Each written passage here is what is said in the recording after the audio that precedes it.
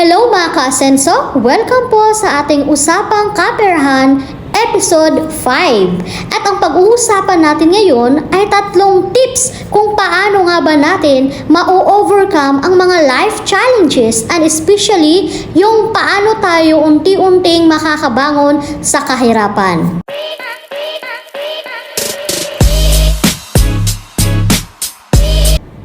Unang-una, maging matibay at positibo. Mahirap man ang buhay, but your mindset matters. Keep a positive outlook kahit nasa gitna ng mga pagsubok.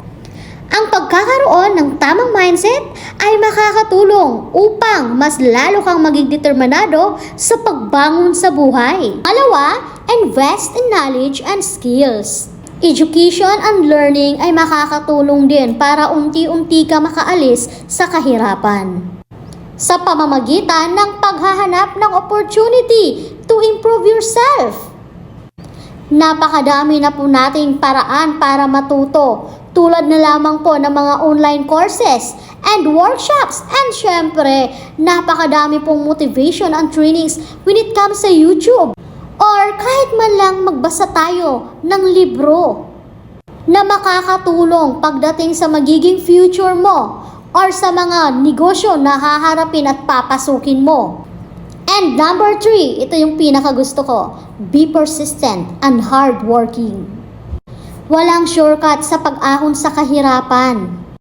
Kailangan ng sipag, tiyaga, dedication at higit sa lahat, commitment.